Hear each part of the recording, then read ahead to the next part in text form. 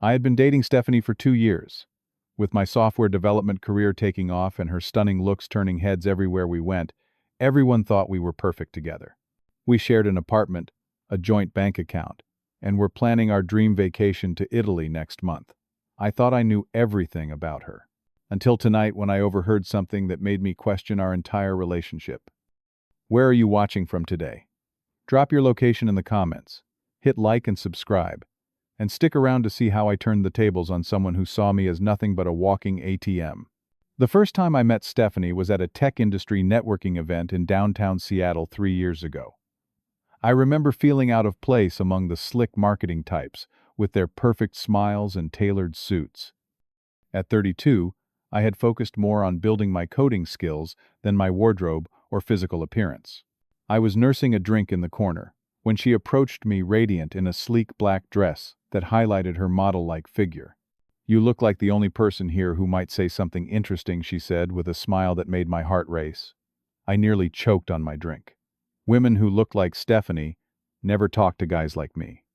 With her flowing blonde hair, bright blue eyes, and flawless skin, she could have walked straight off a magazine cover. Meanwhile, I stood there in my slightly too big blazer, sporting a growing bald spot.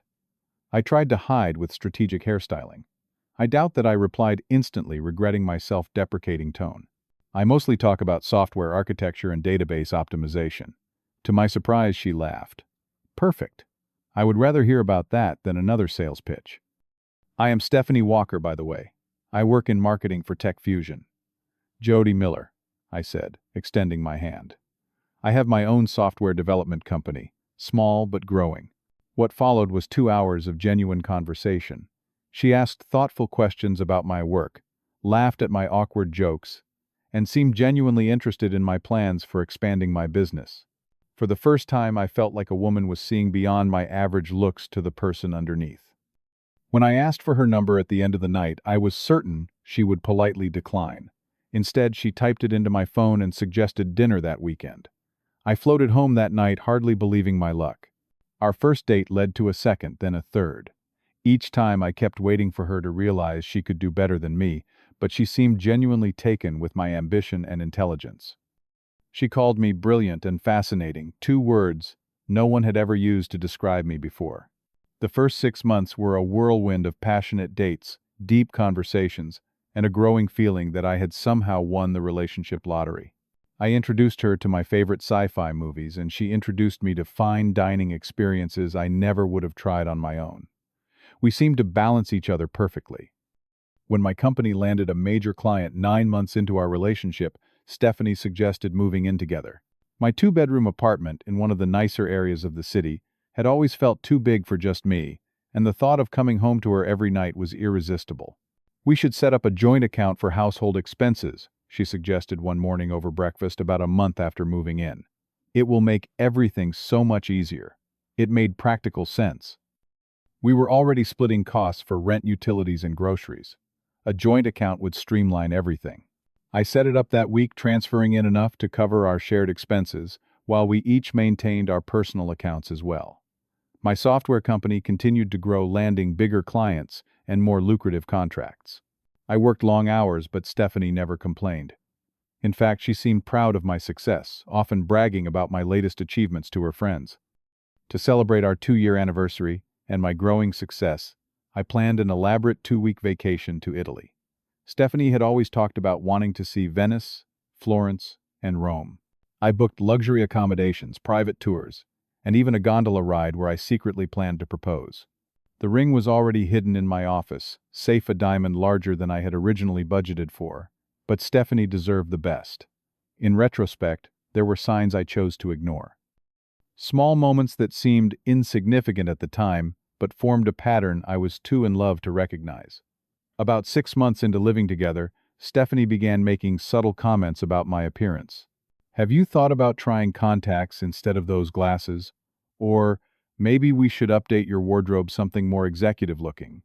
I took her suggestions as helpful advice. After all, she worked in marketing and understood image in a way I never had. I replaced my comfortable khakis with designer jeans, my casual button-ups with tailored shirts, and my trusty old sneakers with Italian leather shoes that hurt my feet but looked impressive. Then, there were her friends. Stephanie had a tight-knit group of 3 women, who all worked in fashion or marketing. Whenever they came over, I noticed a subtle shift in her behavior. Her voice would take on a different tone, slightly higher and more affected. She would touch me less and sometimes cut me off when I tried to join the conversation. Jody is just so involved in his technical world, she would say with a laugh if I tried to contribute to their discussions about people or places I did not know. The statement itself was not insulting, but the tone made me feel like a child being patted on the head.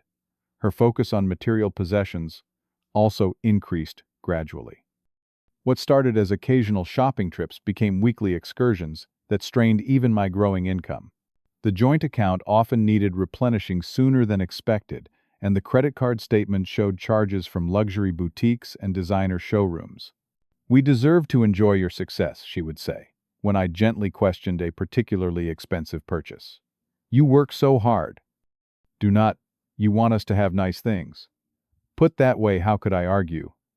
I did want to give her everything. If my growing success could make her happy, was that not what money was for? I dismissed my concerns as my own insecurity. Stephanie had chosen me despite the obvious mismatch in our attractiveness levels. I should be grateful, not suspicious. So I tried harder, worked longer hours, and focused on being the successful, generous boyfriend she deserved.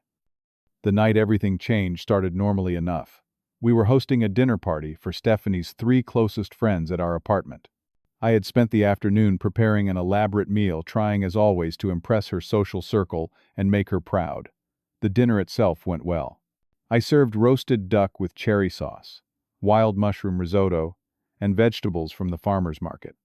I had even selected wines to pair with each course, following the advice of an expensive sommelier. Stephanie seemed pleased, giving me a quick kiss on the cheek as I cleared the plates. "I need more wine from the cellar," I said, excusing myself while they moved to the living room for dessert and coffee. Our apartment had a small wine storage area off the kitchen, barely large enough for one person to enter. I was selecting a dessert wine when I heard them through the thin wall separating the space from the living room. "God, I cannot believe you actually let him touch you," said a voice I recognized as Amanda, Stephanie's friend, from her yoga studio. "He is so not your type." There was a pause, and I froze, bottle in hand, straining to hear Stephanie's response. "He is literally the most repulsive man I have ever let touch me, Stephanie," said her voice, dropping to a conspiratorial whisper that still carried clearly to where I stood. "But his bank account makes it almost worth enduring." The wine bottle nearly slipped from my fingers. My heart hammered in my chest as blood rushed to my ears. Surely I had misheard. But what about when you have to sleep with him? This was Megan, another of her friends. I mean, he is not exactly in your league. That thinning hair and soft dad bod when you look like you could be on a runway. Stephanie laughed a sound I had always found melodious, but now cut through me like glass. "I close my eyes and think about the vacation he is paying for," she replied. 2 weeks in Italy at 5-star hotels. Trust me, it is worth a few minutes of discomfort. Does he know you are telling everyone the trip was your treat? This was Kimberly, her childhood friend. Of course not. He is too busy coding or whatever to check my social media. Besides, he is so socially awkward, he never talks to anyone who might tell him. They all laughed, and Stephanie continued. "You should see him try to talk tech with my boss at company parties. It is painful, but I just smile and think about the next shopping spree." I stood frozen, unable to move, as they continued dissecting my flaws, from my boring conversation to my pathetic attempts to dress better. Each word hit like a physical blow, but I could not make myself walk away. I needed to hear it all, as if the completeness of the betrayal might somehow make it easier to process. Finally, I gathered enough composure to silently set down the wine and retreat to my home office. I sent a text to the living room. "Work emergency. Need to handle something. Please enjoy dessert without me." Stephanie sent back a quick "Okay baby, we understand" with a heart emoji. The casual endearment now seemed like another knife twist. I sat at my desk, hands shaking so badly I could barely type. The shock was so complete that I felt physically ill, my stomach churning with nausea. 3 years of memories replayed in my mind, now reframed through this new lens. Every time she had seemed proud of my accomplishments, Had she merely been calculating their monetary value to her? Every intimate moment, had she been enduring rather than enjoying? My initial impulse was to storm into the living room and confront her, but some survival instinct held me back. I needed to know more before I revealed what I had heard. I needed evidence beyond a conversation that she could potentially deny or explain away as a joke. While Stephanie entertained her friends, I slipped into the bedroom, where her laptop sat charging on her nightstand. We knew each other's passwords, another sign of our supposed trust. I hesitated only briefly before logging in the sound of their laughter from the living room, stealing my resolve. Her email confirmed everything and worse. In her messages with these same friends, I found numerous exchanges mocking me. Screenshots of our private text conversations where I had expressed vulnerability or affection, shared with the caption, "Look what I have to put up with," or "The price of luxury." But that was just the beginning. Following a hunch, I checked her social media accounts and discovered one I had never seen before, a private Instagram account with a username I did not recognize. The account was filled with photos of our life together, but not the loving documentation I might have expected.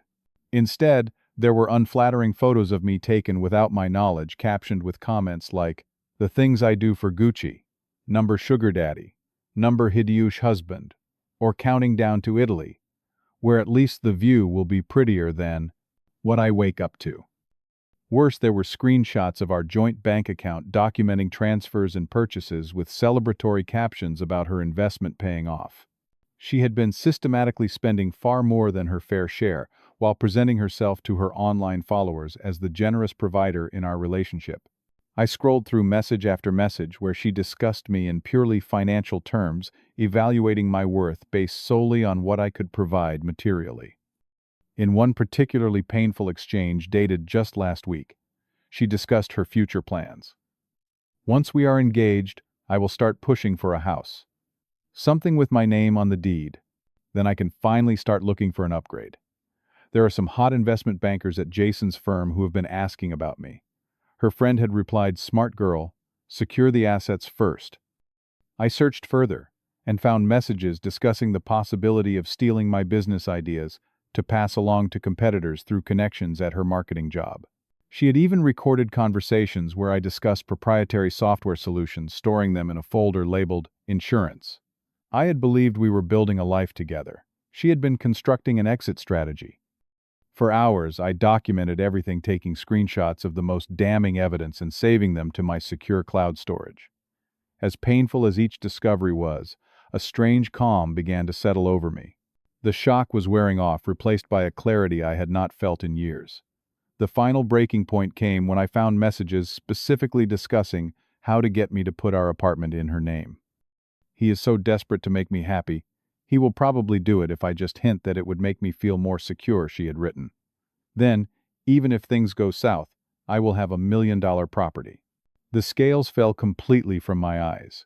This was not just casual cruelty or materialistic thinking. This was calculated, long-term manipulation, and I had been falling for it completely. When her friends finally left around midnight, I had retreated to the guest bathroom claiming a migraine.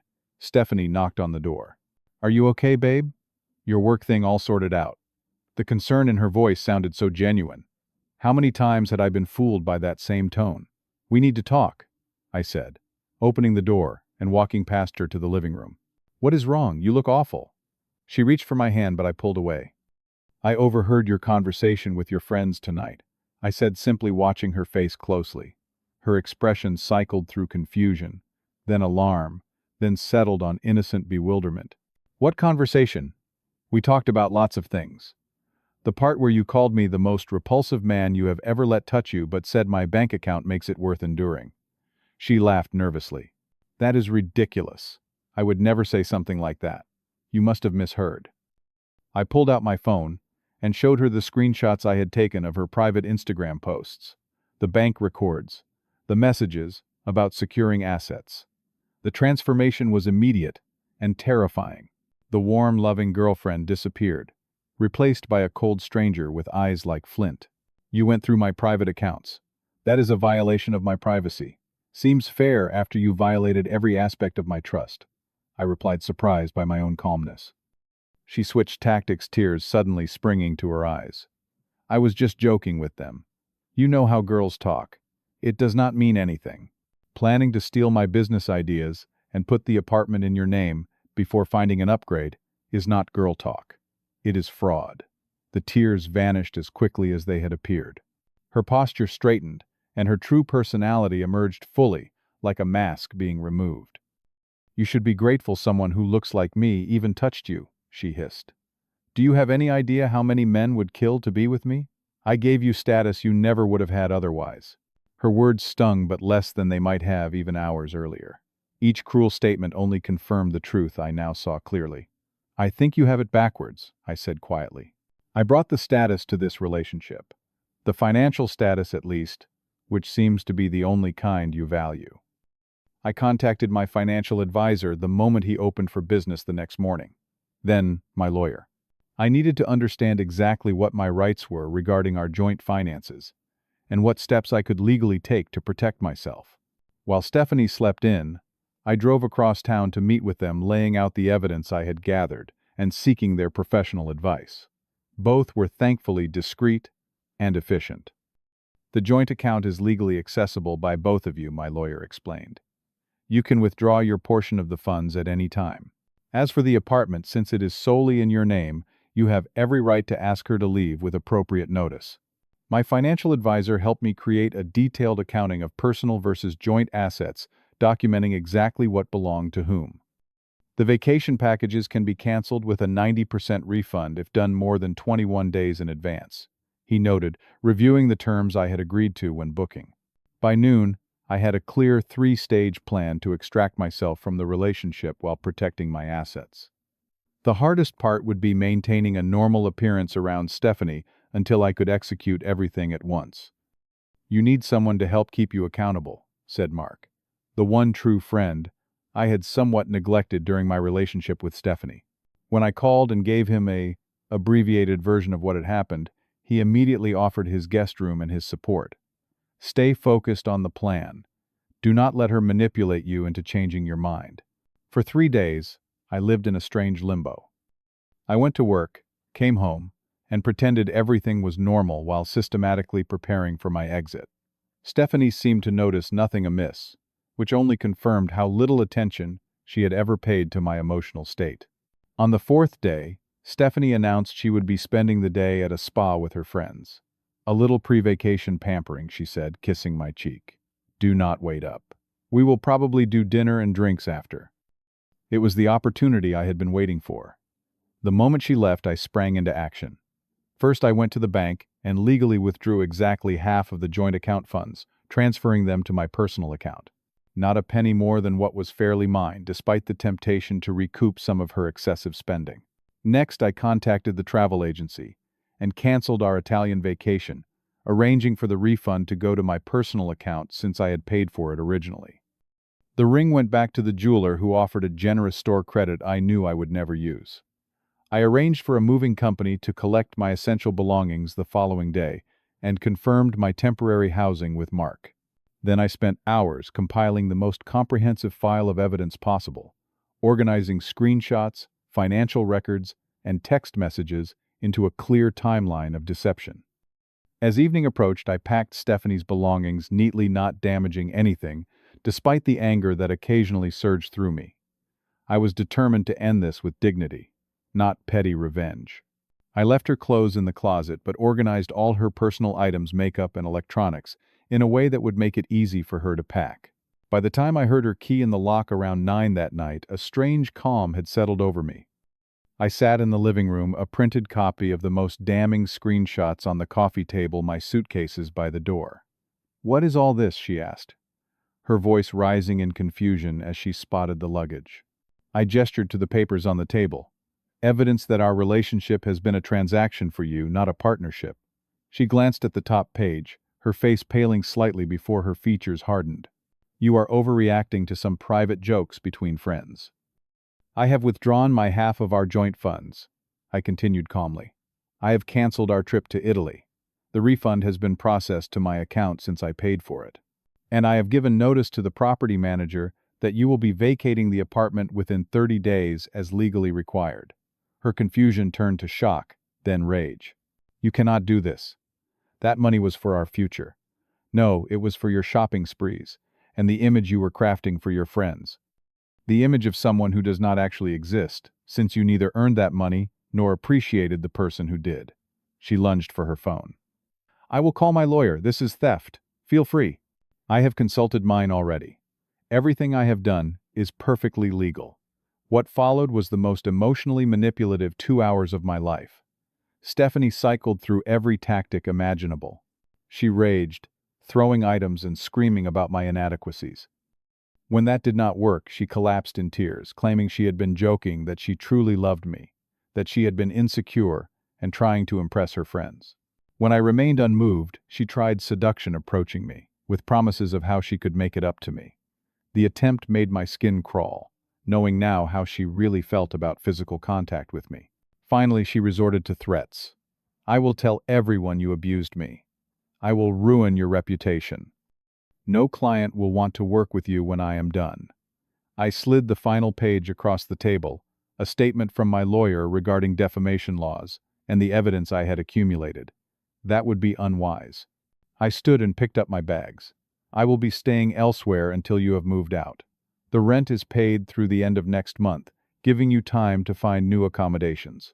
I have transferred enough money to the joint account to cover the utilities during that period. After that, the account will be closed." "You cannot just leave," she screamed, blocking the door. "We need to talk about this. We have been talking for 2 years, I replied. But only one of us was being honest. I stepped around her and walked out, ignoring her continued shouts and the sound of something shattering against the closed door behind me. In my car, I finally allowed myself a moment of grief for the relationship I had thought I had, the future I had planned. Then I drove away toward the first night of my new life. The barrage began almost immediately. Calls, texts, emails, and social media messages flooded in at all hours. I blocked her number, but she used friends' phones or created new email addresses. The messages swung wildly between vicious attacks on my character and desperate pleas for reconciliation. "No one will ever love you like I did," one message read. "You will die alone and ugly." An hour later, "Please, baby, I am so sorry. I did not mean any of those things. I love you so much. Please come home." I saved everything, but responded to nothing. As promised, she attempted to damage my reputation, reaching out to mutual friends with a twisted version of events. Fortunately, most saw through her contradictory stories. Those who did not were people I was better off without. Reality hit her hard when the property manager confirmed that the apartment was indeed in my name only and that she would need to vacate as scheduled. Her credit card was declined at her favorite boutique when she attempted to go on a therapeutic shopping spree. The joint account contained only the limited funds I had left for utilities, not the cushion she had grown accustomed to spending. Her friends, those same women who had laughed at her cruel jokes about me, were suddenly unavailable to help. Their own relationships and lifestyles were built on the same shallow foundations, and none could afford to take in a non-contributing friend. The first call from her parents came a week after our confrontation. I answered without checking the number, thinking it might be a client. "How dare you treat our daughter this way?" her father bellowed without introduction. "She is absolutely devastated." "Did she tell you why I ended the relationship?" I asked calmly. "She said you had some fight about finances and overreacted completely. She loved you, and you abandoned her over something trivial. Sir, with all due respect, I suggest you ask your daughter to show you her private Instagram account and her messages with her friends. Then call me back if you still think I overreacted." I hung up, doubting he would actually investigate. To my surprise, he called back the next day, his tone completely changed. "I owe you an apology," he said gruffly. "I had no idea. The things she wrote about you while you were supporting her." "I appreciate that," I said, feeling a strange sense of vindication. "But she has nowhere to go," he continued, his voice taking on a pleading quality. "Her mother and I are living in a one-bedroom condo since we downsized last year. She cannot stay with us." "That is unfortunate, but not my problem. She has learned her lesson, I am sure of it. Could you not give her another chance? She really does care for you in her way." I almost laughed at the absurdity. In her way meant as long as my bank account was open to her. "I wish you and your family the best," I said firmly. "But that chapter of my life is closed." More calls followed from her mother, her older sister, even her uncle who allegedly had connections in my industry. All with the same message: Stephanie had nowhere to go, no savings, no friends willing to take her in. Could I not find it in my heart to forgive her? I held firm. Years of saving, working 60-hour weeks, and building my business had taught me perseverance. That same strength now helped me resist the pressure to rescue someone who had seen me as nothing but a resource to exploit. Meanwhile, I was dealing with my own emotional aftermath. The first weeks were the hardest. I would wake up reaching for someone who had never really been there. Doubts would creep in during quiet moments, along with all my old insecurities. Was I really so unattractive that someone had to be paid to endure my touch? Was my personality so lacking that I could only buy companionship? Therapy helped immensely. My counselor guided me through the stages of grief and betrayal trauma, helping me separate Stephanie's cruelty from objective reality. Her behavior says everything about her character and nothing about your worth, she reminded me in our sessions. The right person will value you for exactly who you are. Gradually, I reconnected with friends I had neglected during my relationship. I reached out to family members whose calls I had let go to voicemail while focusing on making Stephanie happy. Their unwavering support reminded me that genuine connections existed. I rediscovered old hobbies and interests that I had set aside. I joined a hiking club, started playing guitar again, and enrolled in a cooking class I had always been curious about. Each activity connected me with new people who knew nothing of my past and judged me only on who I was in the present. Physical transformation came naturally as part of my healing process. Not out of a desire to prove Stephanie wrong, but as an extension of reclaiming self-care. I found a gym with a supportive community invested in clothes that made me feel confident rather than those designed to impress others, and even consulted a stylist who helped me find a haircut that worked with my thinning hair rather than trying to hide it. My business continued to thrive despite the emotional turmoil. In fact, without the constant drain of Stephanie's expenses and the time spent trying to please her, I found new energy for creative solutions and client relationships. 6 months after the night that changed everything, I sat on the balcony of my new apartment, watching the sunset and reflecting on the journey. The pain had not disappeared completely, but it had transformed into something valuable: wisdom and self-knowledge. I understood now the red flags. I had ignored the focus on material things, the different personality around friends, the subtle put-downs, disguised as helpful suggestions. I had been so blinded by insecurity and gratitude that someone beautiful had chosen me that I had abandoned my own standards and boundaries. Perhaps most importantly, I had gained a new appreciation for genuine connections. My friendship with Mark, who had offered his guest room without hesitation. My sister's fierce loyalty when she heard what happened. Even the surprisingly kind messages from clients who noticed my renewed focus and energy.